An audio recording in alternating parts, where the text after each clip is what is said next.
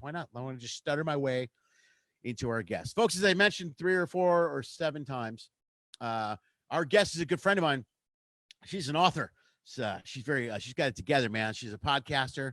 She runs her own company, a couple of them, I believe. And she runs a Matchbyjulia. She's got her own podcast. She's got so much stuff going on. And I'm really I'm glad to bring her here today. She's an author. She's too classy for the show, so we're going to try and get through this before she realizes she should not be here. Folks, give it up for my good friend Julia Bendis as she joins us here, and hopefully I can hear her and I can see her and everything's good. And we'll see. All right, there she is. I don't know if that's really her or that's a caption photo. That could be a caption photo as she's waiting to chime in. Oh, wait, there we go. Ah, there she is. I did it all by myself. Look at this, man. This is very impressive. So far, things are going really well. Is that a wall or a tapestry hanging behind you? I like that. That's my Russian tapestry. Oh, I love it. My grandma's tapestry. It used to be 2 African women, but I changed it up. Oh, you changed it up? Oh, that's good. Well, whatever you feel, whatever is good with you. Hang on. I'm horribly doing things wrong. There we go. There we go. Bam. There we go. How are you? I'm good. It's so good to see you. It's been a long time. I know it's been forever since I've seen you in person, though. You're all over the internet, man. You got stuff going on now. I do. Well, I still just have the one company, just my matchmaking business. Okay. And coaching. But, I wrote a book. So I'm going to show it. And, every time I show it, to me, it looks backwards. And my son said, Mom, you don't have to say that it looks backwards because the way the computers work, to them, it's not backwards. Oh, right. With the mirror thing or whatever. Like, hey, this is backwards. Anyway. Whatever. You can change your settings in your little Zoom thing there to flip it around. Are you aware of that? Yeah, that's going to take all day. So I'm just not. You're like me. You're like, forget it. I'll just deal with the headache. Whatever. I have 8th graders. I have just me. Yeah. See, you don't even have messed up 8th graders to help you out. That's got to be more difficult. Well, I have a 15-year-old that helps me out, but, usually just kind of rolls his eyes, as he's like, Mom, how do you not know this? I'm like, yeah. I'm a grown woman. I don't know this. I don't know how any of this works, Yeah. But yeah, anyway. I enjoyed being called an idiot half of my day is pretty much what I get. It's like, Dad, you don't know. Why don't you know? And I'm like, I don't know. I'm very surprised that girls do that. I was going to say, the difference. I have 2 boys. You have 2 girls. Right. And mine are 15 and 20. And yours are 18 and 16. Okay. So, kind of similar. Close. But, I'm watching that your girls are constantly cooking. They're baking. They're feeding you. What am I doing? I'm cooking for my kids. Yeah. They're not cooking for me. So I was thinking maybe like we can switch once in a while. So maybe we could do a little, I'll send down a girl, you send up a boy. Yeah. A little trade-off.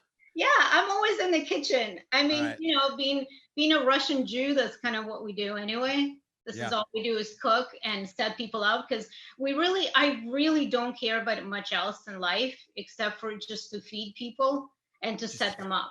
I couldn't care less about anything else in life. Oh, your tapestry is moving. Oh, my tapestry. I didn't realize there was chaos. Oh. Here at the Schmidt house. Hold on. So, yeah, I mean, that's really, I have a very traditional job for a Jewish woman because this is what we do, and now my 15-year-old is calling me. Is that him yelling? Yeah, that's the best. You make dinner. What? Yeah. Come say hi. No, I'm not making dinner. I'm doing a show. Oh. You'll come say hello? So Say this is what I'm talking about. Yeah, right. No, I just went through that here. Right? Say Say hello. Hi. Hey, what's up? How are you? Good. How are you? Good. Which one are you?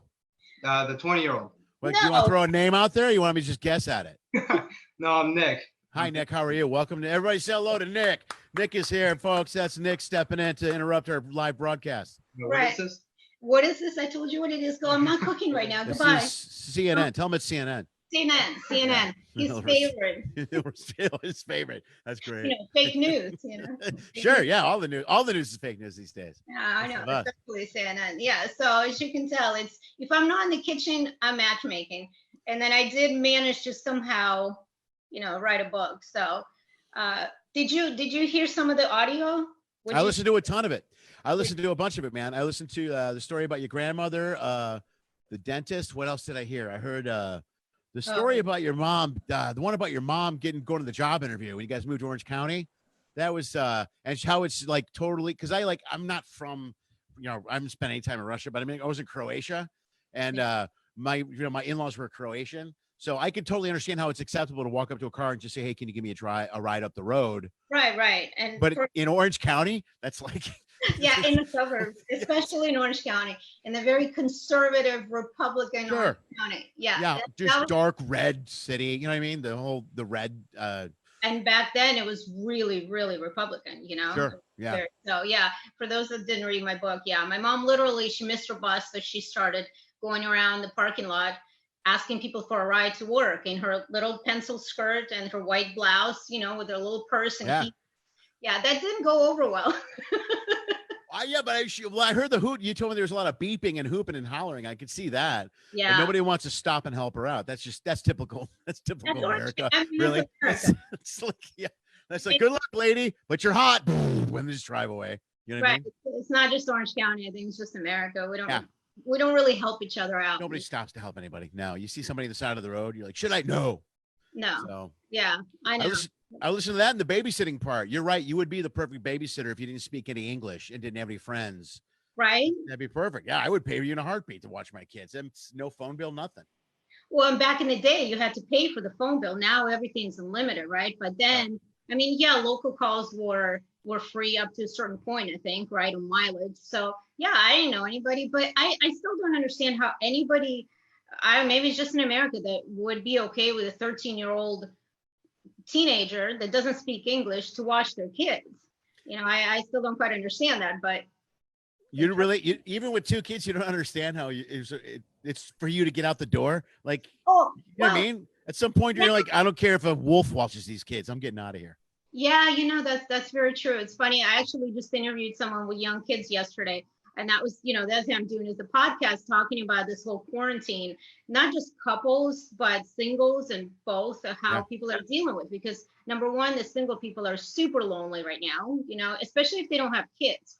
Yeah. Right. So I'm kind of interviewing my clients and couples, how they're dealing with it. And in the beginning of this, I kept saying that two things are going to happen. There's either going to be tons of kids in 9 months from now. Right. Or there's going to be divorces. It's all going to be divorces. Like what happened in China. Remember when they came out of the quarantine and they had 60% of divorce rate? Well, I think there's going to be both. I think both those things are going to happen. There'll be a big kid boom in 9 months or 10 months. And then the number of divorces are going to go up over the next 2 months. Right. And those of us that can't have kids will get a divorce. Yeah, there you go. Right. See, there you go. Either way, there's something for everyone out there, really. In this yeah. So, I mean, and I kept saying, I'm in the wrong business because I kept watching all these webcam girls were the only ones that had jobs, right? When everybody stopped working, going to work, people are on unemployment. The webcam girls are the only, wait, is this PG or not? You can go. No, I don't care. I should have asked beforehand, but. No, you're good. Jump right. You're better than Jimmy Schubert, who just came right in and dove in with some anal eating jokes that I didn't see coming. Wow. Failed. Yeah. And I was like, and he set that tone 3 minutes in. So I go, I guess I know what this one's rated. Yeah. But did you see in the state of New York, they actually had to come out and say, well, you couldn't do sexually because of the pandemic? You can't hook up. Hooking up is totally against the law, which is bullshit. If you're married, it's okay. But then if you're single, speaking as a single guy, you can't have anybody over to hook up and date or anything. That seems crappy to me. Well, I think then they changed it and they said, okay, you can, but if you're doing it, you have to wear a mask or you have to have a barrier between you. So those peep shows or whatever, so plexiglass. They're like glory holes. It's all glory hole sex. That's it. That's it. I couldn't remember that. Yeah, I know what they're called. I see them daily. I watch a lot of porn. I was going to ask my 15-year-old what it's called, but I thought probably not appropriate. Yeah, you freak. I'm always freaked out when they know something like that. Oh, I know what a glory hole is, Dad. I'm like, how do you know what a glory hole is? Yeah. Well, with having girls that age, I don't know what's worse. I was going to say that's worse in this day and age with all the, technology and apps and porn and everything else. But I don't know if it's worse having boys or girls. Do you have those conversations with your girls? Yeah, we talk about everything. I talk about what I do a whole bit about. You have to talk about everything now because they have access to everything. Mm-hmm. So I actually think it benefits us. They have access to way more stuff now than we were kids, when we were younger. But I think that's a good thing because then they're aware of it, and that's why you got to talk to them about it because then they see something, and if they come to you and ask you about something that's totally messed up, like, Dad, what's it mean? What's a California snowball? You gotta go, all right, I'll tell you, but it's not good. You know, I don't know what that is. it's pretty gross. I don't even know if I want to explain. We're not gonna talk about that. Yeah, it's pretty gross. So, but at least if they ask me for it, I'll go, all right, well, I'll tell you, but it's gross. And then they know, but you got to have that open line of communication. Otherwise they go elsewhere for the information. And on top of that, they're learning quicker and as my 13 knows more prepared mentally, like she had an issue with some boys and she was being shamed and she knew right away that they were being sexually inappropriate. And that's something you would never say at the age of 13 when I was a kid. You know what I mean? Well, hell no. Yeah, you'd never say that's a sexually inappropriate thing to say. You'd be like, shut up, you know? But then again, at 13, I didn't speak English. And I was trying to remember, there's actually, it's in the book, the story where I saw a girl, she started her period in school, but I had no words to explain that, hey, you're wearing white jeans, but I can see you just started your period.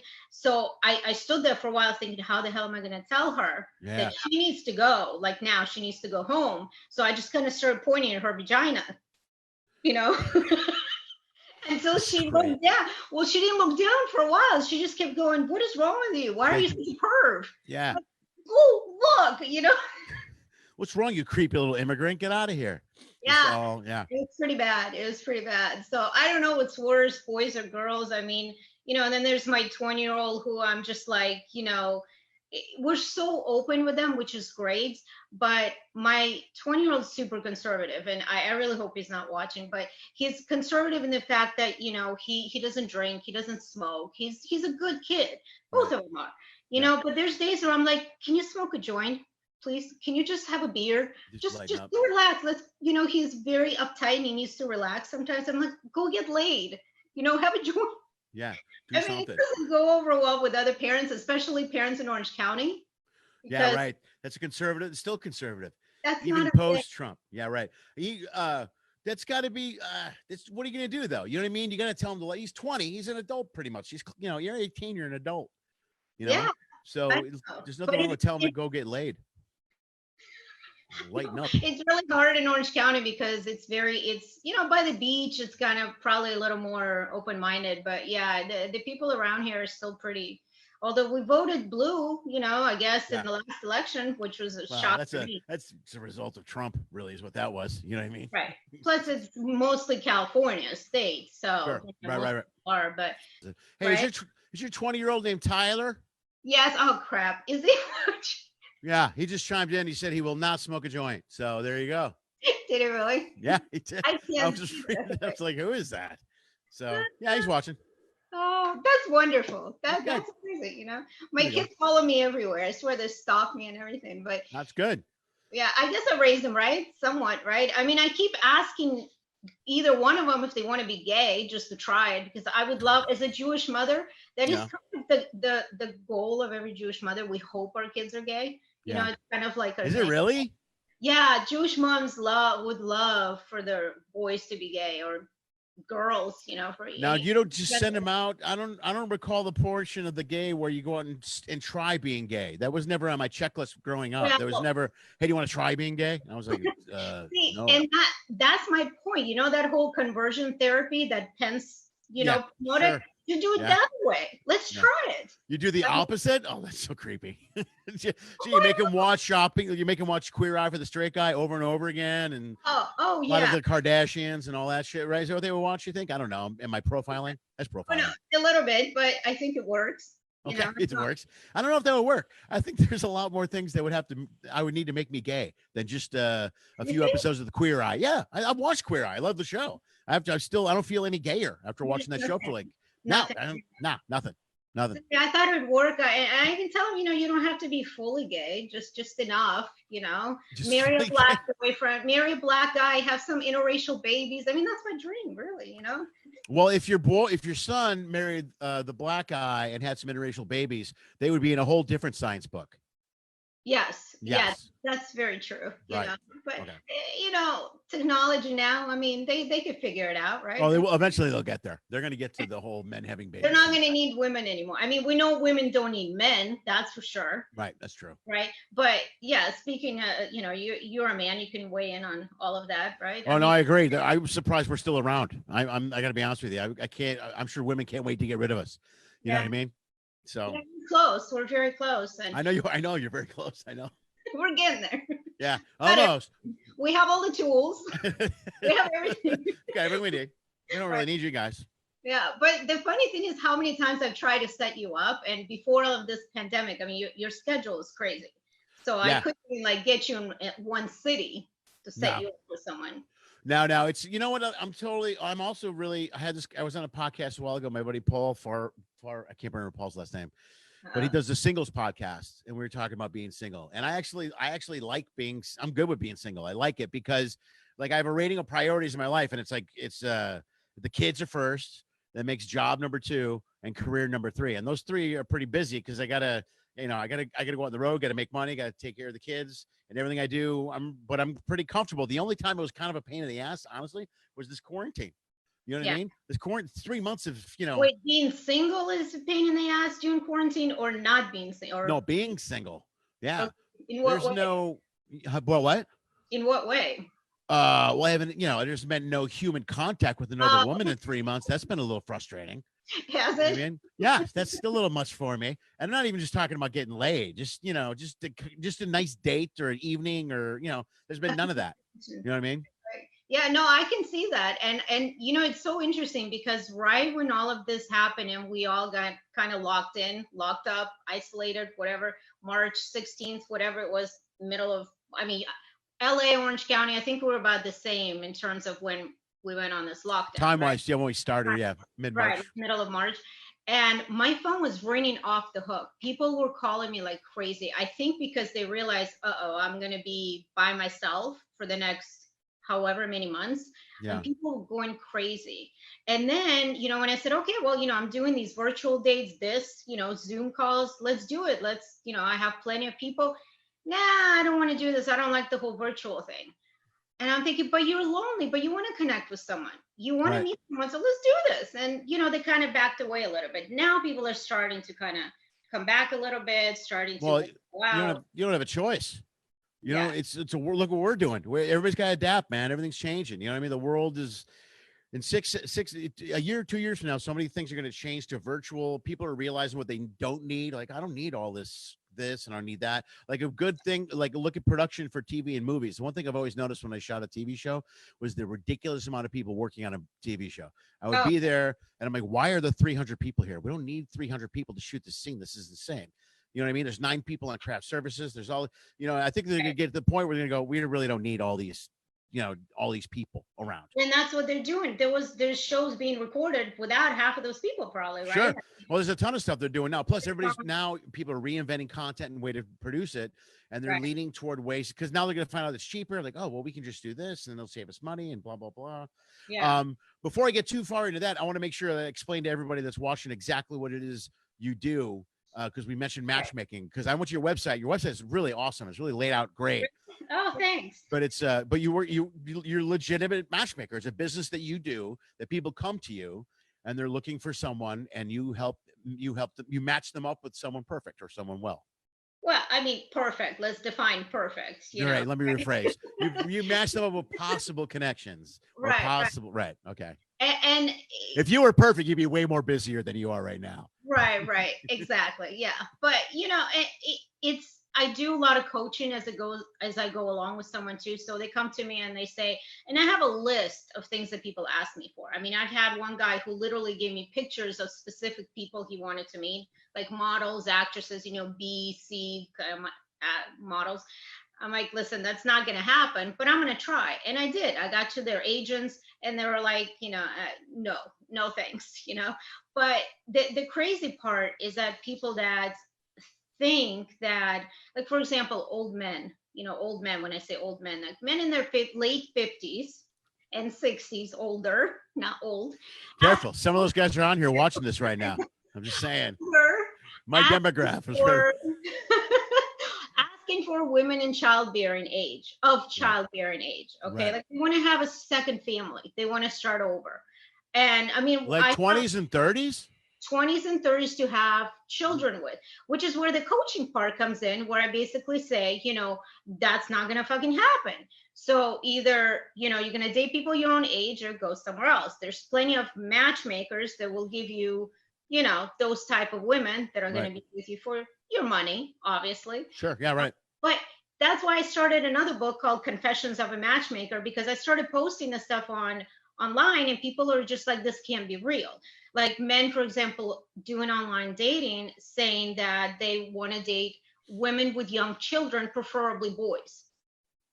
Ooh, okay. But they're not getting any responses. And I'm thinking, do you not understand why the hell you're not getting a response? You might want to read that bio a little closely. Does that not look a little strange to you? No, that's a Criminal Minds episode waiting to happen right there. Yeah, right. Right? That's creepy, yeah. Or, people, I don't know if I should name names. I'd love to name names, but, someone who's been in the news recently, who literally wanted someone that is borderline anorexic. Well, he actually said, no, I would like that look. I like that anorexic look. I don't want her to have the bulimia part of it. I don't want her throwing up, but I want her to have that bulimic look. Okay. So, and these are the people that come to me, and that's why they can't find anyone. Right. Yeah, right. So coaching is necessary. You got to coach them. Right. So that's part of the business too. There's the matchmaking, but if they're not ready, then we're doing a lot of work first, for sure. Okay. Wait, hold on. I give shout outs to people as they chime in, but your son is having a conversation with everybody on my page right now. Yeah, get off. Tyler's totally taking over the whole thread. Nobody even gives a shit about us now. He did say that your business is very successful. He also says, oh no, he said, I'm sorry. Robin asked, Robin Greenberg, who's a Patreon member. She's a follower of me. She's great. She said, is your return rate high is your match rate high? And Tyler says, yes, very high. And then someone asked if you were high, and he said you were probably high. Wait, I haven't been watching this. Is she high? Yeah, it's on the Facebook. Be careful though, because the Facebook thread is different than our conversation, so it'll mess up your head if you watch. Yeah, I'm not. Watch the video and makes your head explode. It does to me all the time. The way I said this to my kids, I started after having children, so it's their fault. Mothers only drink and smoke and do drugs because of children. So I don't know what he's talking about. It's all his fault. That's true. I mean, agreed. I didn't do this when I was, without kids and single. It's their fault. So I don't know what the hell he's talking about. Agreed. No, I'm with you 100%. Kids never complain. Stop reading this. Yeah, I wish he would, and then maybe he'd calm down a little bit. Yeah, you'd get high, Tyler. You had a lot of time on the Facebook page right now. No, his response to everything is just, she's a liberal. She's a Jew. Well, because he's a conservative, right? That's the response to everything. He's like, liberals, libtards, that thing. You're like, okay. Yeah. Well, he went from Republican to, I think, independent. And now he's what is that other one?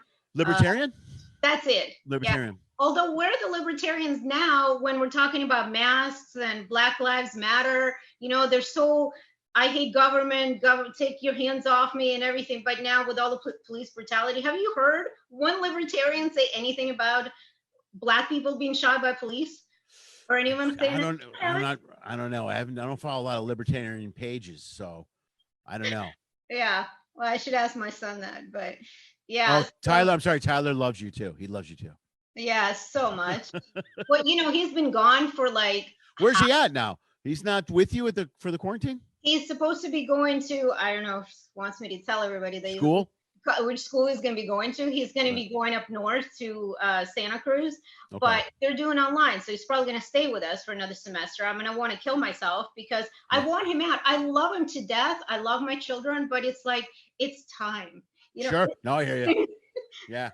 There's been a lot of smothering. I've done my job, but now it's like, let's move on, I would imagine. Yeah, I had the opposite, because when I got divorced, my ex moved and the kids went away. So, and they were young. That was, they had to be 11, but they're even younger, maybe, right? This is 7 years ago. So 10 and 8, right around that age when they left. You know what I mean? So It was very hard. And then we went through the whole the traveling back and forth and the seeing. So now we get to the point where Anna moved in with me, and it was great. It's been great. I'm like, damn, I was all about her moving in. If it was the opposite, maybe it'd be all about her leaving. You know what I mean? Yeah, yeah, for sure. I love living with her now. I call her my roommate. She gets pissed off. Really? She gets Yeah. She's like, I'm not your roommate, Dad. I'm like, okay. I'm just. Wow. I know. I think most kids would love that. It's like it's got a feel of independence, right? Like I never know. Look, they're both girls. They're both women. So I never know. A lot of times I walk in and I'm like, all right, what are you guys feeling right now? Just let me know whatever you want me to do. I'm going to do it. Whatever you want. And a lot of times I'll just go in the other room and sit there and wait. So. Well, see, that's the thing. That's what I always tell men. You should wake up in the morning, whether you're married, living with someone, or you have a girlfriend. The first thing you should ask is, how are you feeling today? Yes. Yeah. Anything That's great. bothering you? Anything hurting? Anything I can do for you? And then we start the day. Yeah. Because we need to know that. We need to know you're compassionate, you understand us, and let's get our feelings out of the way first, then we'll move on to you. It's just like, who teaches men about dating, right? I mean, no one does. Well, no one does. There's no lesson out there for teaching people about dating. That's my whole point is there needs to be a class. I talk about this all the time. There needs to be a class either in your senior year of high school or college, especially for men, for boys, right? I hope my 15-year-old is not listening, but he knows. We talk about it. I wish they would leave me alone. I love both my kids, but I hope they're not watching my shit right now. I just hope they're not watching anything I'm doing. I'm so not PG. Listen, it's all about the woman, right? Like sexually, and I talk with my kids about that too. Like it's about the girl first. You please her first, then it's about you. Sometimes it's not about you at all. It's just about her. And who teaches about all of that and courting and dating properly, right? To men and women. And that's why we have such a messed up world, No, I agree. Well, I do a whole bit about, I don't want to get in, I'm not going to do the whole thing, but it's the same thing. When you're in your 20s, when you get older and you start dating, I think you start to understand, you start to think about what you can provide in a relationship. You start to think about what you can give. When you're younger, all you think about is what you're going to get. Am I going to get laid? First of all, your 20s, every guy's just thinking about getting laid. That's really it. And you might be thinking that over 50, but it's not the first thing. The first thing is, what can I give her? What can I give to her to make this a good relationship? Right. And not many people know that. And I think to some men and women, it never comes to them. They end up being selfish. I mean, that's why there's so many people still single. So many of my clients are still single is because they refuse to take my advice too. And I'm in a huge network with other matchmakers, and we just vent about this crap because they don't want to listen. And if they don't want to listen, how are we supposed to help them? I'm not going to take your money and just have you reject every single person, because she didn't fit your profile of this little box of what you wanted in her, in a partner. So it's a hard business. I want to quit every other month. I cry on a weekly basis. Do you really? Is that much pressure? Oh yeah. How many people are you dealing with on a regular basis? It really depends. I mean, on normal, regular time, not pandemic, it could be, and I can only handle so much, right? So sure. I would say I try not to take on like 5 to 10 clients at a time. I think 10 would be the top because it's so, think about it, for each of that person, I have to find a match, right? So that's an extra 10 to 20 people. Maybe more. So I have to interview every single person. I have to do this one-on-one, talk to each one, meet with them, screen them, make sure that they're compatible. So it's exhausting. I mean, I had one of the worst interviews I've ever had where I went to interview the guy. I actually was bawling on my way home in the car. He was a jackass. And this is, a very typical Orange County, Newport Beach, super wealthy. Where was he age-wise? How old was he? He was 55. I mean, like, I'm dying to say his name because he's probably going to prison for things he's done. And, the whole college scandal thing, Oh, great. Okay. Yeah, that guy. Right. So, okay. And, here I'm thinking, I never go to people's homes. I learned my lesson, because not that he did anything. You shouldn't, though. Yeah, but you don't have to. It's your own business. You know what I mean? You can set up a Like a public place, do like a coffee shop or something, right? I always do, and I've had an office for years too. But I was going to Newport for an event. I thought, okay, I can meet with you before I go. And I'm thinking, he's Jewish. He was referred from, our local JCC. He's not gonna rape me. Like Jewish guys don't rape, Yeah, especially if That's referred by the- somebody you know. Wait, say what? Jewish guys don't rape? Is that what you said? They do Yeah, or in my don't? head, I'm like, oh, he's Jewish. I'm Jewish. He's not gonna do that to me. I didn't realize that. I'm gonna write that down. It's good to know. Jewish guy. So if my daughters have a date with a Jewish guy, they won't rape her. Okay. Typically, they're really well mannered. Typically. There we go. Okay, what is happening? Your sons are all over my page, man. Are you kidding? Yeah, Get Tyler says he wants his own bus. But Yeah, because someone said that you are throwing Tyler under the bus, and he said regularly. no. And then he said he wants his own bus. And now Nick is on there. He says sup. Nick says sup. That's him. That's That's a big Lily too. deal. Him and Lily would get along great. He's still 15-year-old, right? Need to connect these Yeah, two. they're the same age, around the same age. Sup. That's it. Perfect. That's it. That's all you need, really, at that age. But Yeah, sure. yeah, what was I saying? I forgot what I was saying. Oh, I'm sorry. The guy that you off. cried. The guy made you cry when you went to interview him. You're on your way. And Yeah, you're he Beach. tore me apart. I mean, somehow the interview turned around and it was him interviewing me. I realized now what was happening is that he was trying to see if my family had money because my kid was about to go to college. And the whole college scandal thing. Yeah. Yeah. So not to get too into it, but yeah, now I realize that he was trying to see if I would hire him to help my kid get into college. So it started out with, oh, your kid's never going to get into Stanford, because I told him my son's hoping to go there, or UCLA. He's never going to go there. What He a should have been dick. working with me since kindergarten. Yeah. And then he started to rip into me. I really like thin women, really thin women.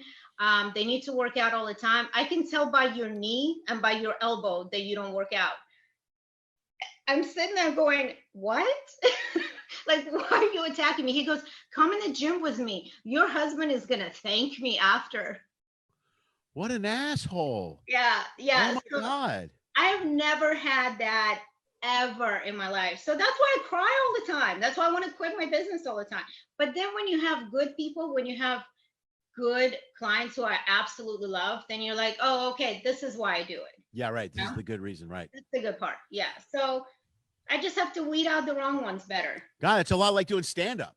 Really, if you think about it, there's times I'll go up in front of a crowd, they'll make me cry. I'll go to my room, and like, oh, that was the worst show ever. But then the one good show, man, makes it all worth it.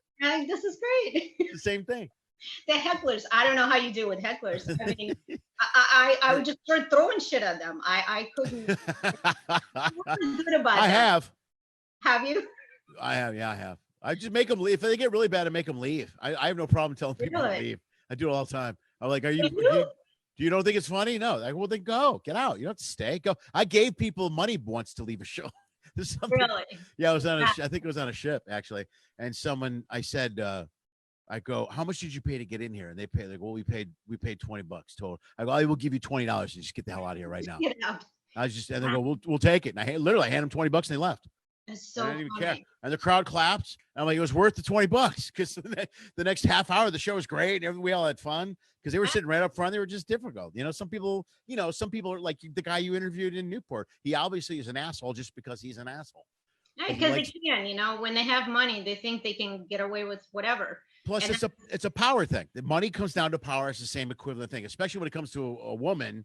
He feels he can push you around and be a bully. That's just shitty. That's just a crappy thing to do. Yeah, it's horrible. But I have to say though, I've seen you handle a bully on stage or a heckler or whatever you guys call them, right? Yeah. And you were really good about it. I mean, Yeah. I was impressed. I was like, wow, this wouldn't have gone this way if I was there. Like, Well, I've gotten better. When I started out, I used to be really, really bad. I used to snap and just start yelling at people. really? Yeah, and then I would lose the room. The room would be afraid of me, going, "Oh my God, this guy's an ass," And Crazy. so I've learned to make fun of people without them knowing I'm making fun of them, which is a really good. It's kind of a good talent to have, where they leave and they high five me. You're like, you're a dick, and they have no idea. They have no idea what I'm doing. But it's funny because that must be like what, me being Russian and Jewish, those two sides of me. I feel like it's an oxymoron. Like it shouldn't exist. Do you know what I mean? Yeah.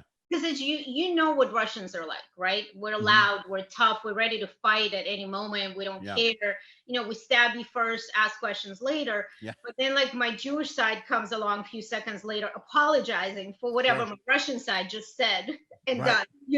So Yeah. it's like really ineffective. So even my kids are like, you're such a disappointment to your Russians, like to your heritage, to your people. Like you can't, if you're gonna like say you're gonna stab someone, you got to do it. You can't, I'll be like apologizing while I'm doing it. I'm so sorry, I have to do this. It's just, I don't know, like there shouldn't be that mix because we're so different. Yeah. You We have constant inner conflict. You have your own inner conflict constantly. You have an argument inside yourself. Yeah, well, here in America, like I said in my book, they call it bipolar, but yeah. Russians don't believe in medicine, so Technology, stupid. Yeah, medicine, vaccines, whatever. Stupid Americans and their science. Yeah, I know. And it's so funny because in my audiobook I was trying to do, which is going to be on Amazon soon. We're waiting. It's been uploaded and we're waiting for Amazon. Oh, good for you. That's awesome. Yeah. Then they can do it on a Kindle and stuff, right?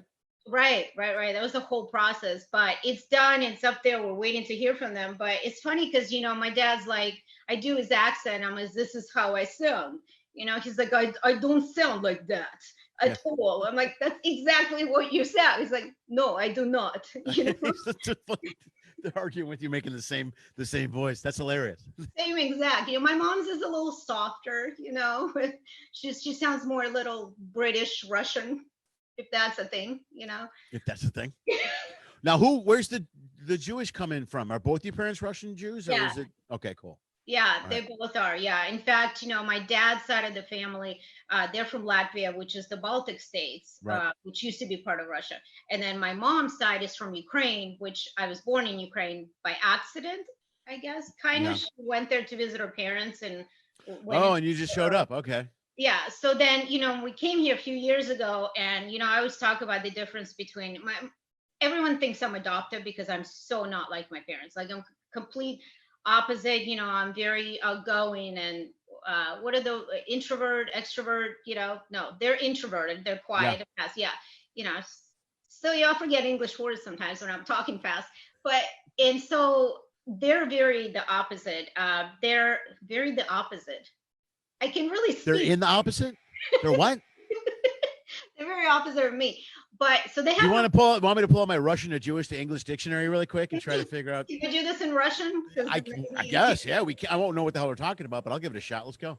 It's usually how my kids feel, when I'm talking to my parents, going off about them. But my parents, they're very like, you go into their house, it's a museum. Like there's nothing out of place. Everything has its little corner. There's no clutter. There's no tchotchkes everywhere, and my dad accidentally threw away my birth certificate, which as a naturalized citizen. Why do you say accidentally? You think he did it on purpose? Because he says it was an accident. Why would he do it on purpose? That's such a pain in the ass. Because my parents throw everything away. So I'm saying their house has nothing. Like they see something laying out, it's gone in the garbage. If it stays there for more than 10 minutes, it's in the garbage. So, but when the whole election happened and Trump was threatening to send even naturalized citizens back, right? And so I'm thinking, oh my God, I don't know, that may be it. Let me go look for my birth certificate. Couldn't find my birth certificate. And they had to call not only Ukraine to get my birth certificate, which is worse than calling, I don't know, Saudi Arabia, because you have to bribe people to get anything done. And they're like, well, why did you throw it away? He's like, well, it was an accident, Yeah. And they're like, well, why? How is that an accident? Yeah. So they're like, good luck, basically. It took about 2 years to get my birth certificate. Like, that's an expensive accident, my friend. Well, my accents are terrible, by the way. No, that's pretty good. No, so this is good. Thank you very much. You gotta roll the R's, All right, I got a couple of questions. I have to answer these questions real quick. One is Robin Greenberg wants to know how we met. Julia was cruising with her family on a cruise and saw me at the comedy club, and that's how we met. Someone also asks if you do comedy. Well, funny you say that. I'm actually trying because, and I was supposed to do a show before this whole pandemic happened, but because of so much material between my business, my parents being Russian, being Jewish, you know, Yeah. all of that. I started writing it, and that's kind of the reason why, you know, I did the book first. It's my book. I'm so good. I'm bad. No, show the book. Yeah. So anyway, it's available on my website. I don't I'm know gonna if we show can- all that stuff here. Is Hold this on. the type of no? So yeah, I wrote the book first. It's all funny stories, like all comedy, true but funny. And then yeah, I'm hoping to. I definitely want to. So thank you. Yeah, I knew. Yeah, she's Podcast. funny. So yeah, I knew. Like I knew having people like having comics on here is pretty easy. I've had a couple of dancers, a couple of actors and stuff, and it's a little more difficult. But I knew you'd be okay. You're like comics, I don't have to give any advice to. They're like, "What do you want me to do?" I go, "Just wing it. We'll be good." And like Whatever. with you, it's the same thing. I'm like, "You'll be all right." I wasn't even worried about how good you were going to I be. can talk all day. You know, I have no problem with that. Like my brother always said that I have a gift of gab. I'm like, okay, well, at least I got one gift. You know, there's nothing else. I know I can cook decently. Clearly, my kids are looking for me all the time for that, you know, but All right. matching. Hold on. I want to show your book. There we go. We're going to show the book. Do this the right way. There we go. That's a big. Yeah, an it's got effect. all the pictures of, and then the reason for the name, the title, No Smiling Allowed, is because as we know in Russia, in Soviet Union, you did not smile because you Right. had nothing to smile about. And if Yeah. you had something to smile about, then you were probably being taken away by the KGB, you know? It was funny when you explained that in the book. When you Yeah. explained- it was hilarious. That's the fun other thing in the book that's really funny. Like, if you smile, then people know you have stuff. You know what I Right. mean? Like, why are you smiling? Yeah, Like, that means you're happy. You can't be happy. Why are you happy? Do you have stuff? yeah, this is I love that. That's very good. right, which is true. I mean, I remember, it's funny, I was telling my kids the other day, I remember my dad has always been a huge record player person. Like he loved records. So we had a record player, but because probably like in a lot of Middle Eastern countries, I know in Iran too, you can't play Western music, you can't play American music, right? So we would come home, my brother and I would come home, and I would put on the Beatles record. But it was so quiet that I literally had to sit like this with my ear to the record player. I love the Beatles, but you couldn't play it loud enough because we lived in an apartment building. If anyone heard us playing American music, even though they're from England, Oh, right. you know, that's it. You were sent to wherever, you know. And in fact, because my dad's family grew up, they're from Latvia, you know, even after the war, his grandfather, his great grandfather, who survived the Holocaust, they survived the concentration camps, he would get, you know, pulled aside on the street and get asked questions because, as you know, Jews are always scapegoats. They're either, you know, spies for another government, or we're weird, right? So they would Right. question you for not just being Jewish, for everything. You know, we heard you played music a little too loud. Why? Did you have a party? Did you have a good time? What was it about? What were you celebrating? Did you get some extra Jeez. money? You know, it crazy stories.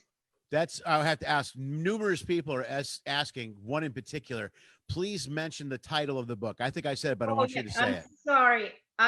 It's No Smiling Allowed. Okay. Growing up in Soviet Russia and other funny stories from a Jewish immigrant.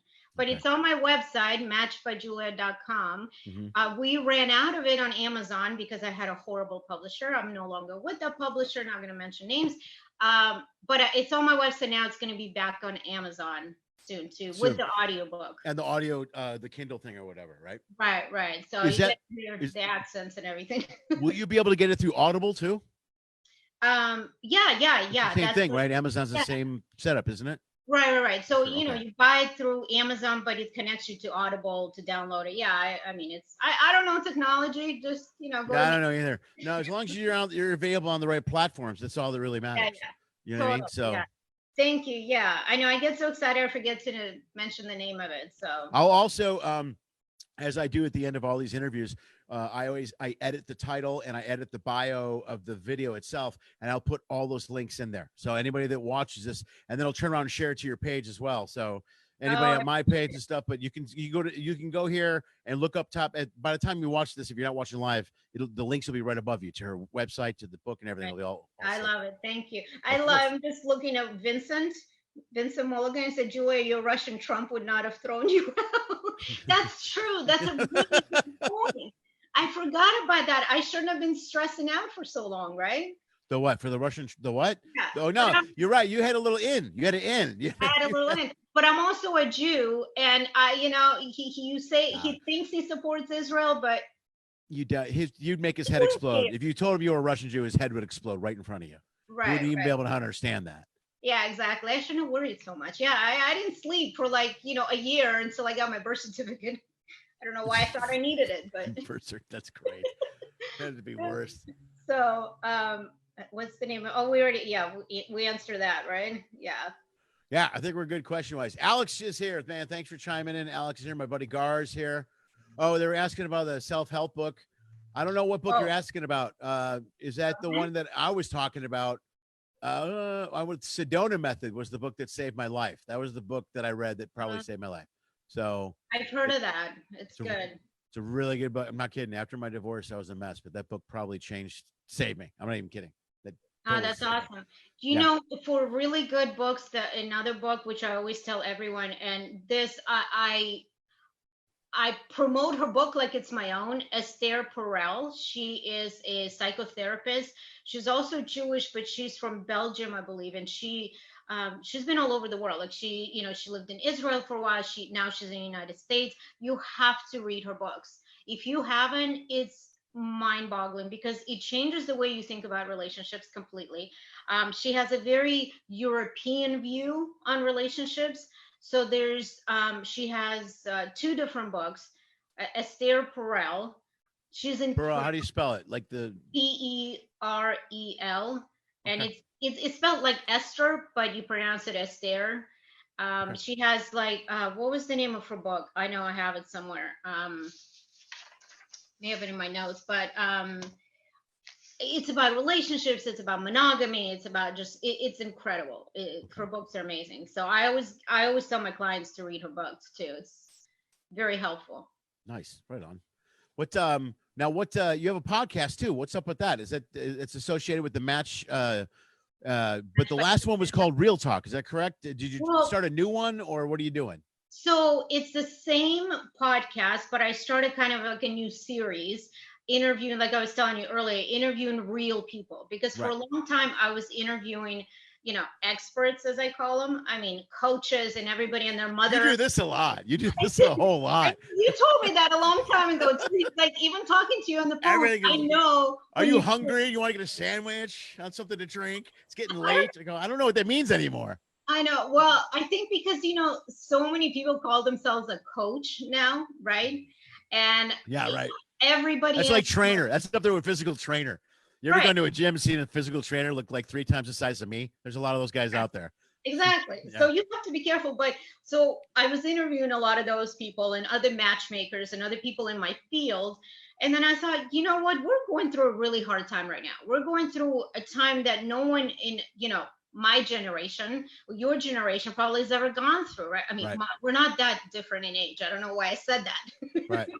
I'm only 44 in a week, so we're not that far apart. But so I thought, you know what? I want to give real people a chance to talk. I want to give my single clients a chance to see if maybe they can talk about themselves. They can talk about like rich people need to talk about themselves. Maybe I need to rethink. Rich people love to talk about themselves. But good people that are trying to find love, that have had hard with all these stupid apps and online dating and everything else, right? So I want to give them a chance to talk about issues and what they like, what they don't like, what they just happen to see while online dating and their experience. And then also talk to couples, because we don't realize that couples are going through a hard time in quarantine as well. Being stuck with each other for 24 hours, you already had underlying issues. It's hell, right? Especially if you have little kids and we couldn't get away. We couldn't go anywhere for so long. So, that's kind of where this different type of my podcast taking a little bit of a different direction right now, just interviewing real people, sharing their stories. Some people have been anonymous, which is great, which is fine. And other people are like, no, hell no, I'll talk about my sex life. I'll talk about what I like and what I don't. Right. Good, man. You got to get that stuff out there. Exactly. You'll help others, right? So it's absolutely. been very interesting. I mean, I'm learning a lot of things that I don't necessarily want to learn.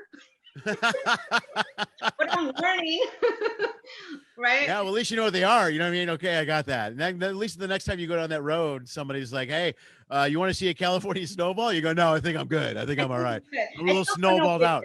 I you know. know what I'm going to be Googling when we get off, right? Yeah, I don't even know if it's out there. Okay. Yeah, I know. So, so it's been very interesting. I mean, that's why I started writing the second book, The Confessions of a Matchmaker, is because it's literally stories that people, like what I told you earlier, people that ask me for the fetishes or things that they think they need to have, and it's hysterical. I mean, it's crazy.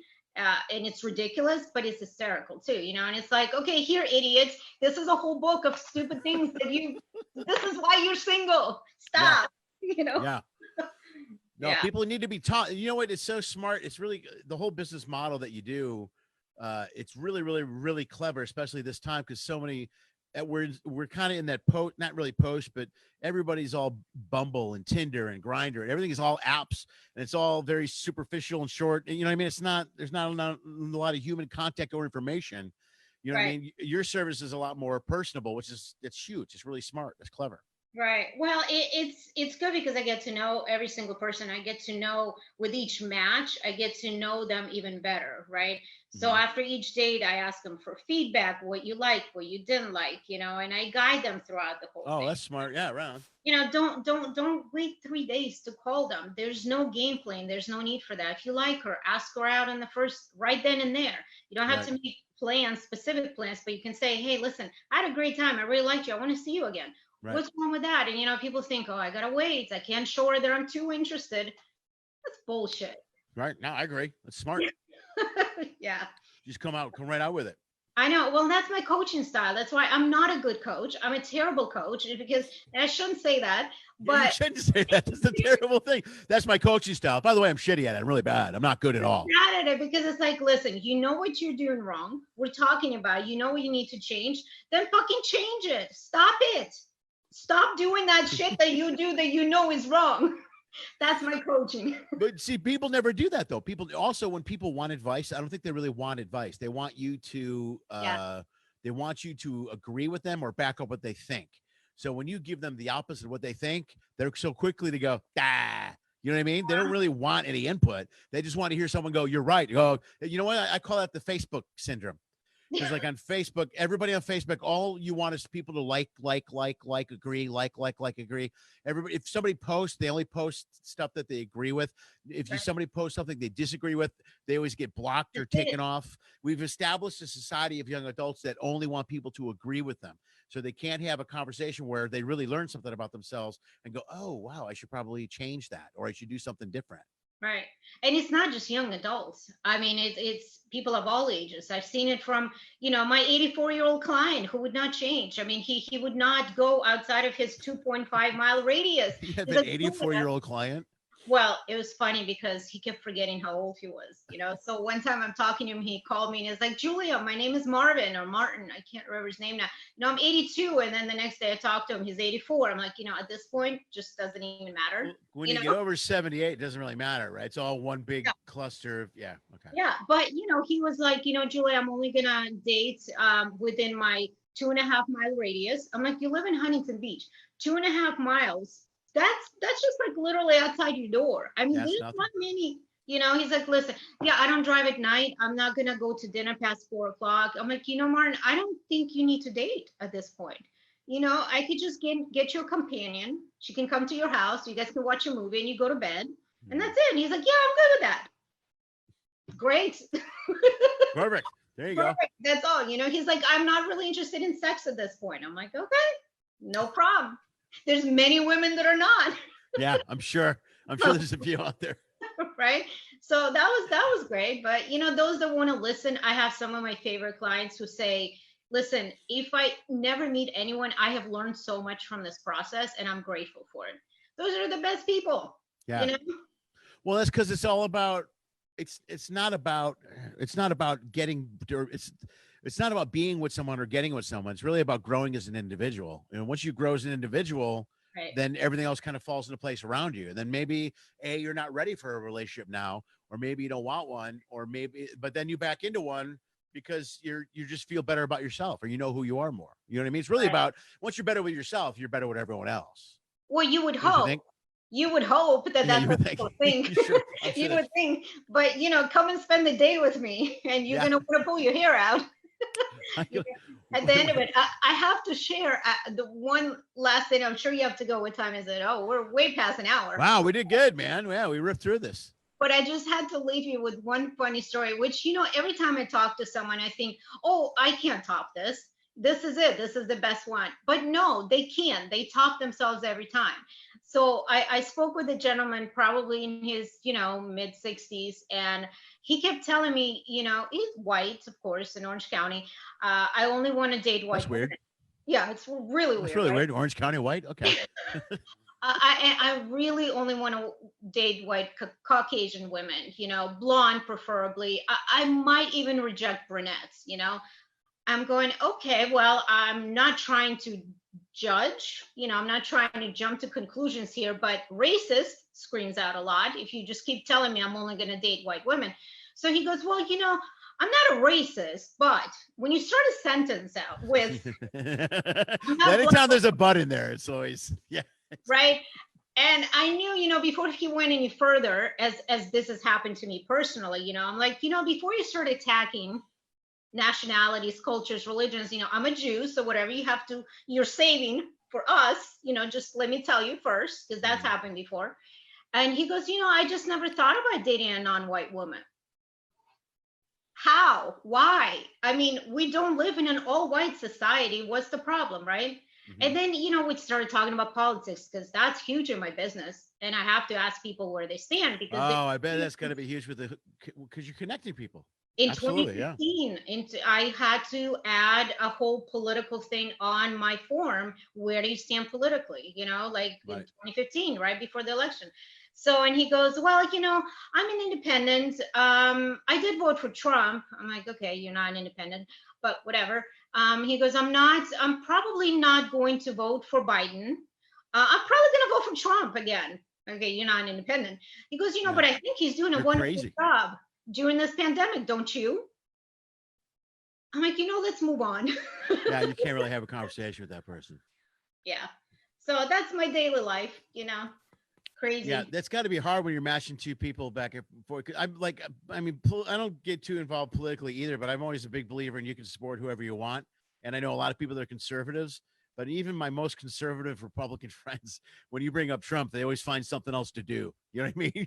They're like, I believe that they have different, the conservative, the Republican, they'll back up all their views. And then they go, what about Trump? And they're like, oh, I got to go. I don't. We're not going there. Yeah. So if you're supporting, my only thing is that's where you lose me is supporting Trump. That's where I'm completely lost. I can buy the Republican thing and all that stuff, whether I agree with you or not. But when you're telling me Trump did a great job during the pandemic, I'm like, all right, I got to go now. I can't talk to you. Yeah, right. That was it. That was the end of it, And I kind of hope he doesn't become a client, because I can't be looking out for your best interest. Yeah. If I don't really respect your choices in life. Yeah. Plus, how are you going to pitch him to people? What do you do then? I have a guy who's crazy. You know what I mean? That's the only thing. He wants to date young women with young boys, but let's overlook that. It's not that important. All right, let's put all this aside. It's fine.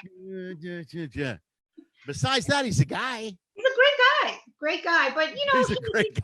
He likes little boys. We all have issues. Take away his personality and his sexual preference and his attitude, and he's a great guy. He's fantastic. He's awesome. Amazing. Yeah.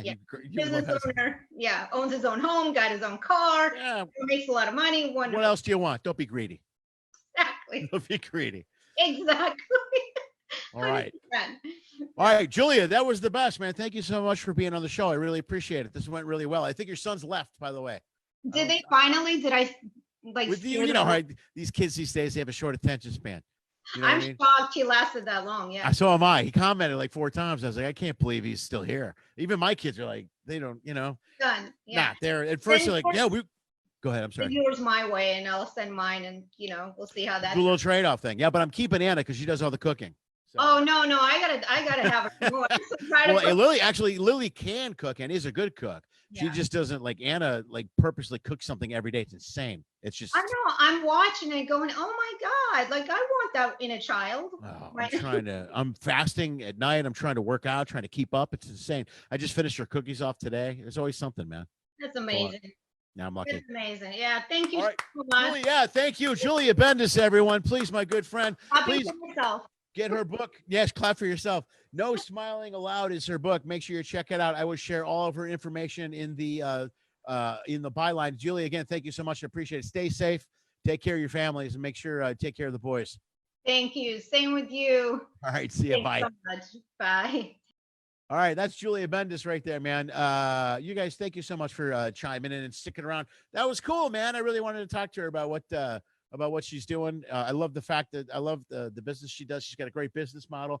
I will share her website in the bio here, as well as information on her book and her podcast. You can go and see all that stuff. I highly recommend you check it out.